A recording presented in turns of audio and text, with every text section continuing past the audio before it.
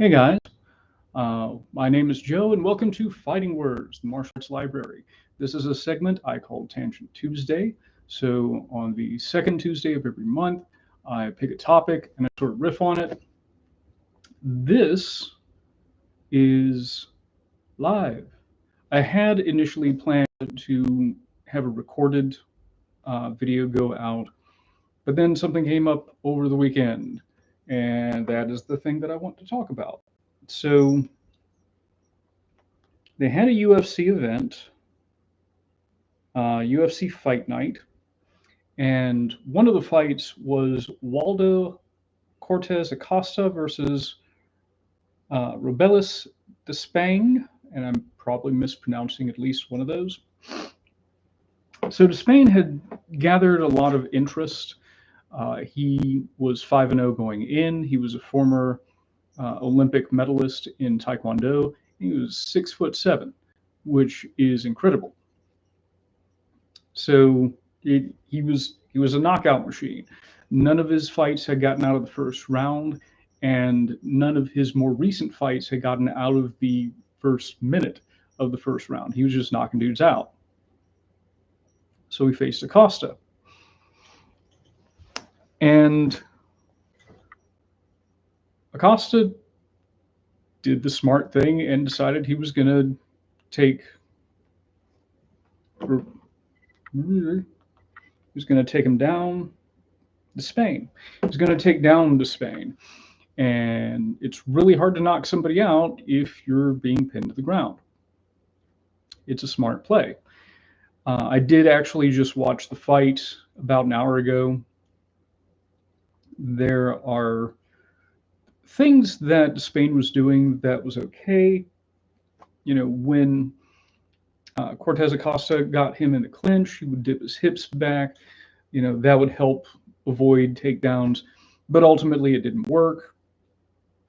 You know, this is a case, I think, of someone making a transition into mixed martial arts a little too fast. The thing is, this is not the first time I have seen the UFC sign someone who's a pretty good striker, but who is just like not ready for prime time when it comes to their defensive grappling. And, you know, in this case, what we got took him to the ground and just sat on top of him in all three rounds, you know, at different points during those rounds. But yeah, Cortez Acosta got the takedowns.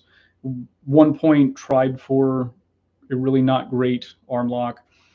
At another point, he had him mounted in the second round. And Cortez Acosta isn't really known for being a ground guy. They actually said that during the fight that, you know, these were the first takedowns that he'd landed in his UFC career.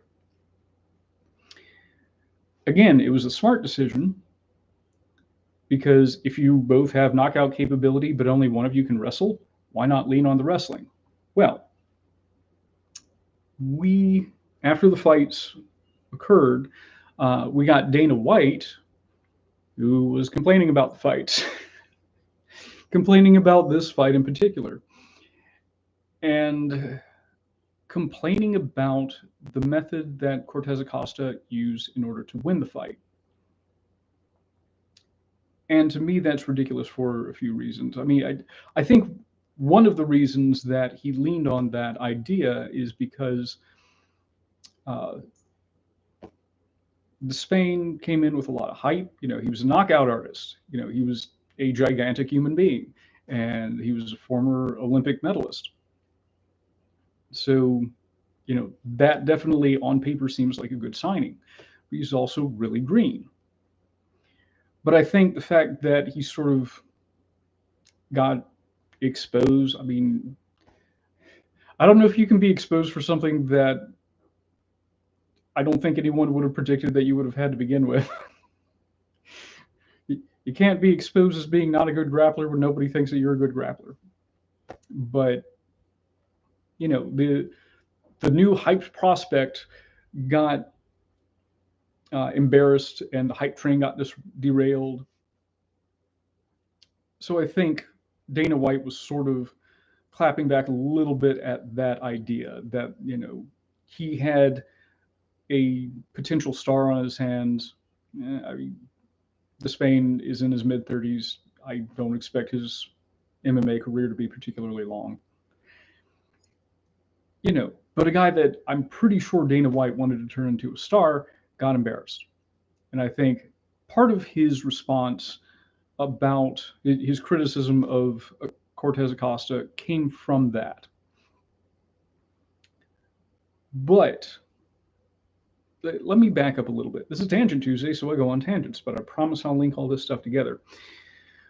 When I was on Yahoo Answers, back when that existed, around 2009, 2010, a lot of the old heads on there, the old martial arts guys, with 5 different black belts and everything, the traditional guys who didn't really involve themselves in mixed martial arts or competitive grappling or anything like that, their view of mixed martial arts was that it was mostly grappling, because that's what they were familiar with when it first came on the scene in the early to mid 90s. But a lot of the questions from newer people were things like, what's the difference between mixed martial arts and Muay Thai? What's the difference between mixed martial arts and kickboxing? Because by that time, again, around 2010-ish, we were getting people with a lot more striking acumen. We were seeing a lot more fights stay on the feet. And there are 2 main reasons for that. One is external factors, one is internal factors. Let's talk about the internal factors. When I use that term, internal, I'm referring to the things that are organic to the activity itself, based on these win conditions, based on these rules of engagement. It was natural that people who preferred to punch and kick as opposed to throw and choke would have to develop certain strategies and certain tactics so that they wouldn't get taken down, or if they did, they could get back to their feet. And they did that. Again, since around 2000, we had Mirko Filipovic, Cro Cop, who had an excellent sprawl and a very solid defensive guard. Chuck Liddell, although he wrestled as a child and through college, he used that background to utilize his sprawl and his underhooks, which are defenses against takedowns. So we saw the evolution of people who wanted to punch and kick people get better at the get off of the ground and don't get taken down aspect of mixed martial arts. So those are the internal factors. The external factors are largely Dana White. He would give bonuses initially for things like knockout of the night. Then it just became performance of the night. Dana White wants to see exciting fights. He wants to see people stand in the middle of the ring and sling their fists at each other, because it's exciting. Excitement is subjective.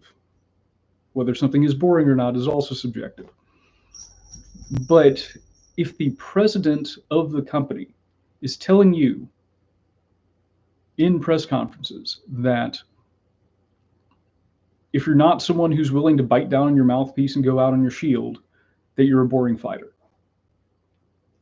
that reflects poorly on the fighters. But it also, it's sort of teaching the fans the wrong thing. Fans over the years have become more educated about what goes on in mixed martial arts. It used to be they would boo the second it hit the mat, and now they're cheering for like triangle choke attempts. But again, Dana White is trying to incentivize people standing there and banging. So when someone does a perfectly legal, perfectly intelligent, and in this case also completely dominant strategy in order to win by taking the guy down and not letting him get back up, not that he really attempted to get back up that much, Dana White craps all over it. And I think that makes him a terrible promoter. As a promoter, it's your job to spin anything and everything. Like how many, this is the most important fight in UFC history. How many times have we heard that? Or, this guy's a warrior. This, they hype people up. usually the broadcasters, but, you know, how come you're not able to point out the dominance of someone taking someone down and holding them there? Like, look, I didn't even need to knock him out in order to beat him. How come you cannot portray that as something dominant? How come you can't portray that as something positive? Some of the best fighters in UFC history, we're talking Khabib Nurmagomedov, George St. Pierre, Matt Hughes before him, Randy Couture, those guys, that was their strategy, take the guy down, beat him up on the ground, maybe find a submission if you can. If the promoter is not spinning that as a positive and instead treating it as negative, they are failing as a promoter. It's like, as a fan, why would I want to tune into your product if you are the one who's crapping all over it? Right?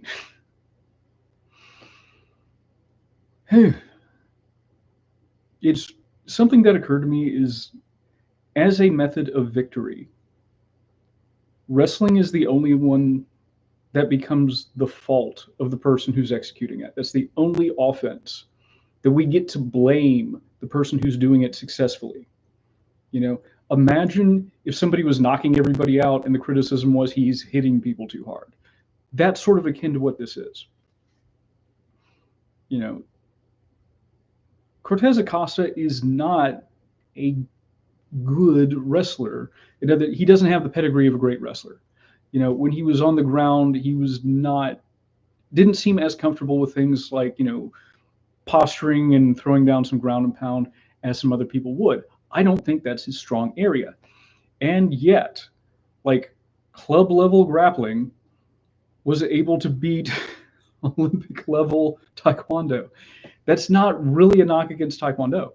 It's a knock against the Spain not learning how to get off of the ground.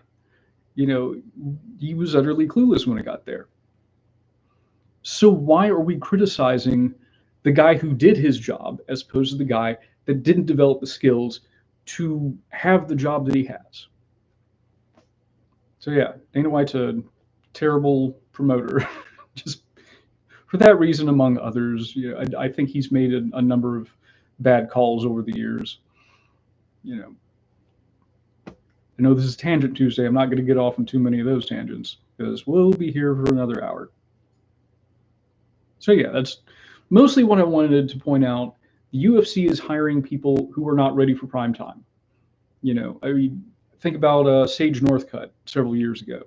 Again, Dana White was hyping this guy because he had like an 8-pack. He was photogenic and athletic, and he did some cool kicking things and didn't really have a ground game. And I don't know if he made it to even 5 fights in the UFC before, they got rid of him. The UFC needs to stop hiring people who don't have a ground game. And it's not a mystery anymore. Again, back in the early 2000s, we had people who were already showing you how to defend yourself against people who were trying to take you down and keep you on the ground.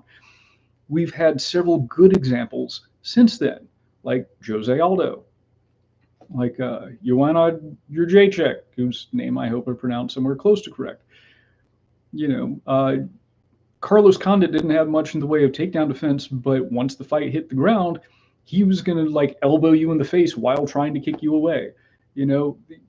Guys who were in his guard were scared to throw any ground and pound at him because I would say he was winning the striking exchanges from the bottom. So we had these solutions to this wrestler problem. And it's ridiculous that I'm seeing so many guys, because this is at least the third guy I've seen, and I don't watch the UFC nearly as much as I used to years ago. But this is the third guy I've seen in the past 5 years or so who's like, the second it hit the ground, he had no idea what to do with his half guard. Half guard is great for getting up. You can put your knees in and push the guy off. You got one leg under a center of gravity. You can shake him and cause him to lose his balance and push him away. You can get behind him. And these guys don't have any clue what to do with it. it's a great position that's being wasted because these guys don't prepare for this thing that they're a part of. And it's crazy to me. so, so, yeah, number one, UFC needs to stop hiring guys who don't have takedown defense or a ground game. Number two, the president of the company needs to stop shaming people for executing intelligent, dominant, legal game plans. You need to start actually being a promoter and promoting that aspect of it. Get the fans into it. I'm not a promoter, but even I'm like, yes, this guy is completely dominant. He is a force. He is an avatar of gravity. He can drag these guys to the ground. They can't get out from underneath. So tune in to see if this next guy will, or whether this guy is going to continue his dominance. I'm not a promoter, but I can make that work, right? So yeah, that's my little rant. Dana White needs to be smarter about promoting his fighters, and the UFC needs to stop hiring fighters who aren't ready for the main event. If you have zero idea how to shrimp, if you don't know how to bridge and roll, you are not ready to be a mixed martial arts fighter. You see some guys getting by with it.